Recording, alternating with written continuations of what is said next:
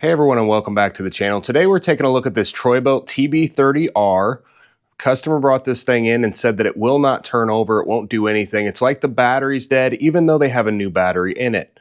It came in without the side chute installed, so I put that on to begin with, thinking, hey, surely it gotta be that easy, right?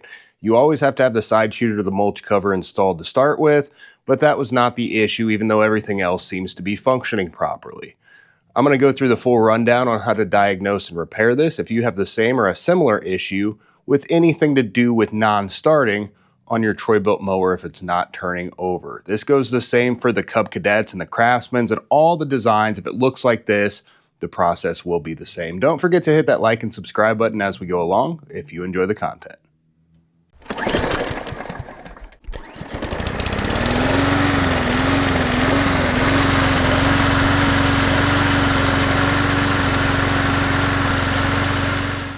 I wanted to go over this side chute or mulch cover since it does have to be installed. On the right hand side, I actually had to break the wing nut to get it off so I could put this on there. They rust up a lot. I've got a couple other videos on this. The safety switch here is the single most failure for no start issues on these. I see it probably 20 or 30 times a year where mowers are in, and the only issue is that either the mulch plug or side chute isn't installed or that button isn't pushed. You need to make sure this plastic pushes that. We do have a couple other videos on this out there. I'll put the link to those in the description. That's all the way up against there. It's not going to be the cause of the no start issue. Next, you always want to confirm that your PTO or your blade engagement is all the way back. It should not be in the forward position like this. If it is, it will not start. It's got to be back. And that's because it hits a safety switch right down here. So again, that lever, when it's forward, this safety switch is not pushed, and when it's back, the safety switch is pushed. If it's not hitting that all the way, this one's a little bit out further than what it should be, but it's far enough that it's engaging that switch. There is also just to point out, this is your reverse safety switch. If you want to mow in reverse, if that was not on there, that would allow you to do it. Not saying I recommend it, but people ask about that all the time. The parking brake must be pushed all the way. That's this lever on the left. It's got to be pushed all the way in. You can lock it in with this lever on the right if you push it all the way down. Some of them will not lock all the way down, and if they're not locked all the way to the floor, it will not hit the safety switch. If we're having issues, you can try to manually push it down further while you're trying to start it, and sometimes that'll engage that switch the rest of the way. I will show you where that switch is momentarily. We know all that is good, but when we turn the key, what do we get? We get absolutely nothing out of it. You do not have to be sitting on the seat on this to start it, as long as that parking brake is locked in, but I don't hear anything when I turn the key. Normally when you turn the key to the on or the run position, you hear a click at the back of the engine for the solenoid. I don't hear that at all. That's telling me I likely have an issue with the battery or the fuse or something else with the electrical there. Bad ground wire, bad connection. Let's check that out. Directly under the ignition and where the throttle is, you have your battery. Most of them are pretty large like this one is. Some of them will have a little bit smaller ones. Let's first test the battery voltage. See what it gets. We will want to be on volts DC for this, which is going to be the V with the solid line and 3 dots under it. If you have a meter, it may say VDC or other things. You might have to look up your model to see exactly what you're supposed to get or what it's supposed to say. I'm going to put some little alligator clips on mine. Make it a little easier for me. It does not matter which terminal that you hook which probe on these. It'll either give you a positive or a negative reading. I've got 7.68 volts. That is not nearly enough to start this. You should have at least 12, 12.4, 12.8, somewhere in that area. We'll hook up a jump pack to this and see what happens. We use a NOCO Boost GB70. Any kind of jump pack or charger is perfectly fine. You just want to make sure if it does start, that right after it starts, you remove the jump pack or the charger from the mower. You don't want it competing with the charging system. So it is charging now. It says it's ready to go. Let's turn the key to on and see what we get.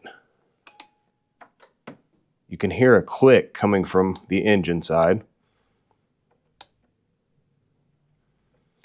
As I turn this on and off, on, there's a click coming from where the engine is. That means we have voltage to this.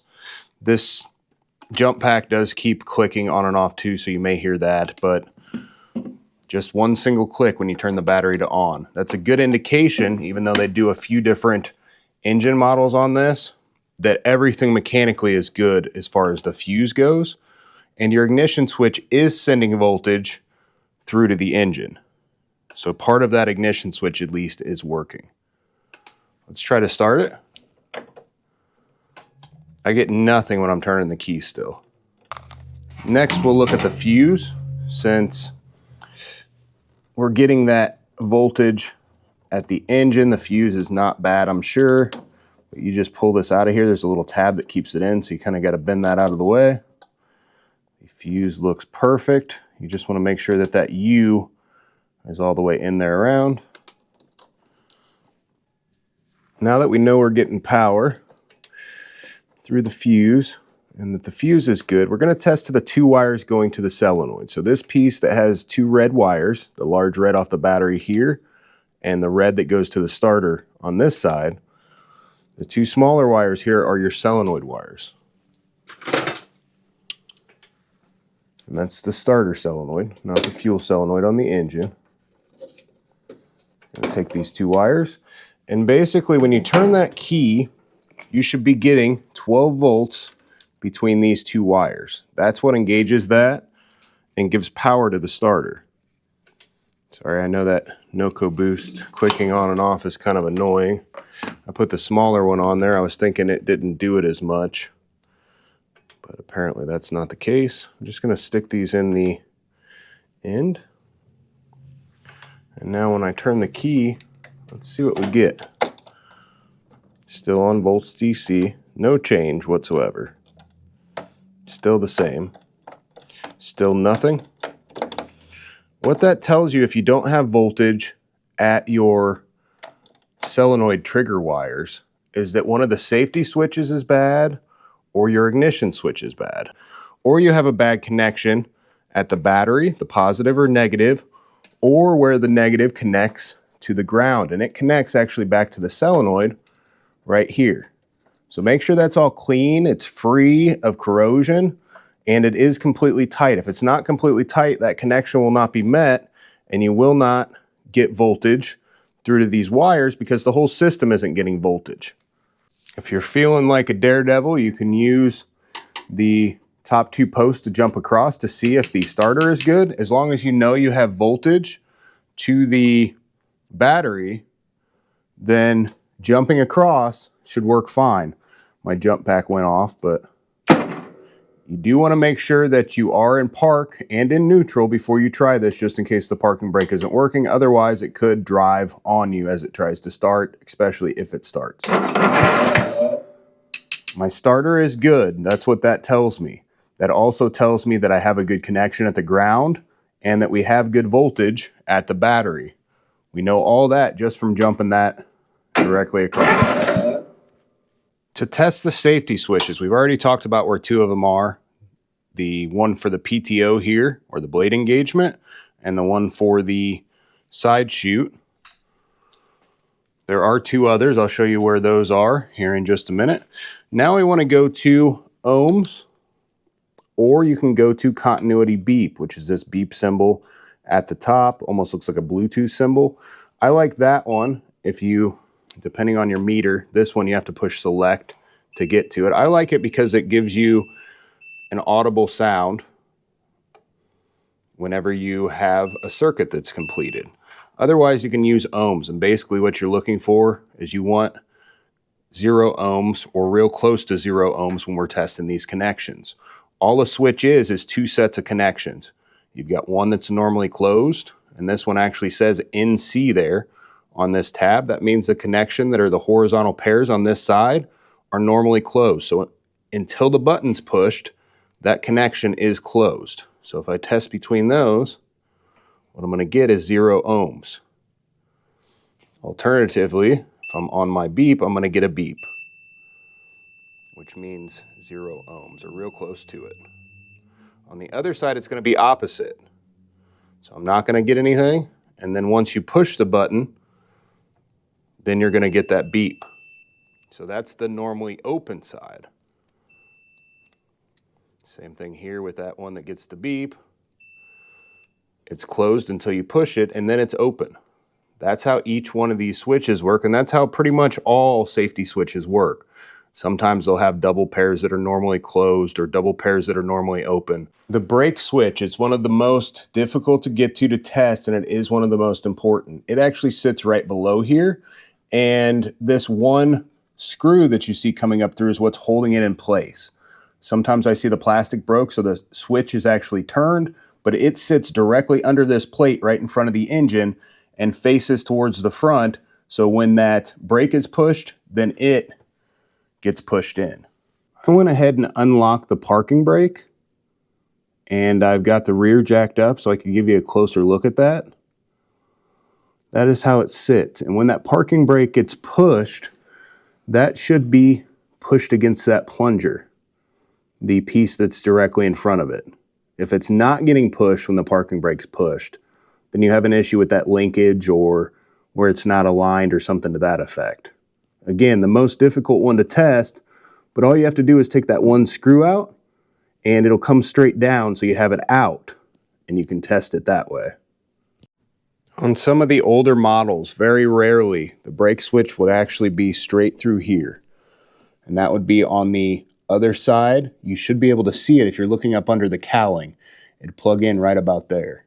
Here we have the seat switch. It tests exactly the same, but it's a little bit different design. It is difficult to get to if you don't use this method. What I like to do is I like to pry up under the backside, and you can get to those tabs and get it out without having to remove the whole cowling. You do want to be careful. You don't want to ruin anything. Kind of dinging it up a little bit as I'm doing this.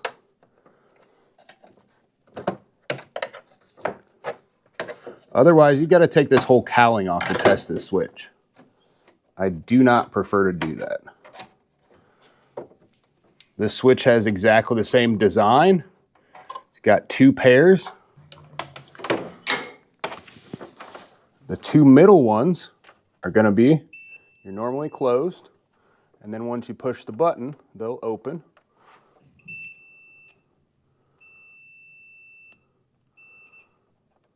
And then the outside pair, it's normally closed also. I thought it was actually normally open, but it is normally closed on this. Both pairs are normally closed, but it's tested exactly the same way. I wanted to go over this seat switch connector a little bit more. They use this style on pretty much everything out there for the 4-prong seat switches. And what there is there's a safety here. So there's 4 little prongs that come up, and basically if your seat switch is not plugged in, that grounds out your connection so you can't bypass the seat switch. Now the inside 2 were normally closed and the outside 2 are normally closed, but as soon as you sit on it, it opens the connection. And since there's a jumper here, it basically opens the connection between your green and your gray wire. And then also, since this is all jumped, it opens the connection back to the black also. That connector in there can go bad sometimes and not allow the seat switch to work like it should. So what you can do is you can actually come and through this little notch, you can push it up some. So just like such, to push it up a little bit. And then on the top side, I think I missed it there. So it'll push up and then you can actually remove the connector. This is not going to be a reason that this won't start, but I see this issue a lot on no start issues on some of these tractors. So keep that in mind, that your seat switch may not be working even if it is testing good because of this feature. Really, you don't have to test that seat switch because the brake switch, as long as it's engaged, it will allow you to start this anyway. We've tested all of the safety switches and none of those are bad. So what else could be the issue? We could have a wiring issue. Sure, you can take a look at the wires, make sure everything looks good. Nothing's burnt, nothing's chewed up. Sometimes mice will get into that. But next we want to check the ignition switch. The ignition switch is the next likely culprit for this to be bad. You just pinch on both sides of it and the whole thing comes up through the top. There's little tabs, 2 on each side, and the whole thing comes out. Finish pulling it out. Again, 2 tabs, 1 on each, or 2 on each side. And this ignition switch looks kind of, I don't know, I'd say in generally poor condition.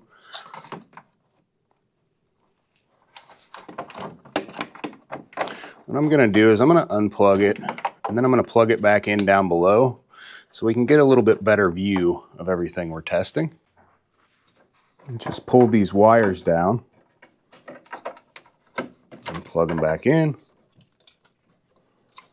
Thought I had more room down here, but I guess I don't have a ton of room. Trying to get it in a way where I can show you the back of the switch as I test it.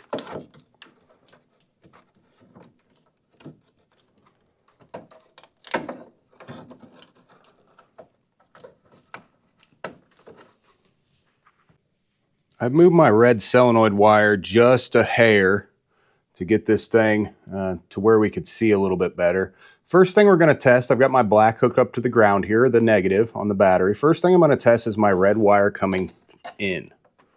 I should have 12 volts on that wire, or whatever the battery says. I don't know why it's only showing 11.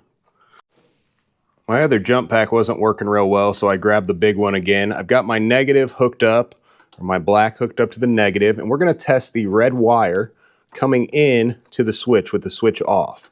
We should be getting the full 12 volts to it. And I am 12.12, 12.11, whatever the case is. Yeah, getting a bad connection at first. You should not have any voltage on any of these other wires when you're trying to start it, or I'm sorry, when it's in the off position. And when you turn it to on this white wire, you should have voltage. And that's when you hear that engine solenoid click. Must be getting a bad connection here. Oh, my my jump pack went off. There we go. All right.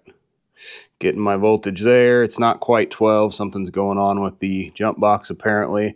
And then when you turn it to start, there won't be voltage on any of these other ones now when the key's to on. But when you turn it to start position, this orange wire should have 12 volts also, and it does. So that's telling us here that the ignition switch is working properly. Good switch. All of the safety switches are good. All of the wiring looks great. Well, what's the problem? In this case, I think we have an issue with our box. That is likely not completing one of these circuits back through and causing this issue. I've got another one here that's good, used. I'll grab out of the closet and see if that changes anything for us. Just to recap one more time, we are getting voltage to our orange wire, which we should be, but to our 2 trigger wires, even though everything's working and engaged, we are getting no voltage when we turn the key. So take this off and let's put our other one on. Just a used one I had from the closet. I usually try to save as many electricals as I can. Now let's see, keys to on. When I turn the key, I get voltage to the trigger wire. That means as soon as I turn this over now, or as soon as I plug these back in and turn that key, this mower is going to start right up. Plug these in, give it a shot.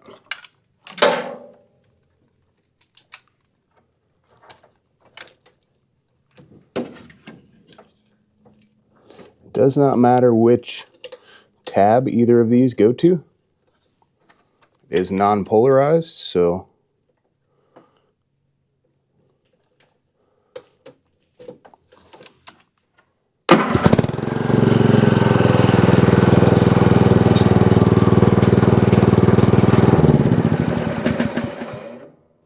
looks like we definitely found our issue. Well, there we have it by process of elimination. I do not see a ton of issues with these boxes, but we're starting to see it more and more. I had a viewer reach out, I don't know, a couple weeks ago and say, hey, why does nobody cover this? So I thought next time I get one in, I do not actually know how to test this. When I started working on these pieces of equipment, there wasn't a good guidebook or codes or anything like that out there for them like there are for a lot of the other ones now. So there may be a way to test resistance or whatever back through these, but by process of elimination, it's pretty easy. If all of your safety switches and your ignition switch are functioning properly and you're not getting voltage to the solenoid, then you know that it is this piece that needs replaced. Pretty easy to diagnose. Hopefully this has covered all of the electrical through and through with everything that you should check, and hopefully it's helped you out. If you're having the same or a similar issue, whether it's your Troy Bilt, your Cub Cadet, your MTD, or Craftsman, whatever it may be. Thanks for watching. Don't forget to hit that like and subscribe button if you enjoyed the content.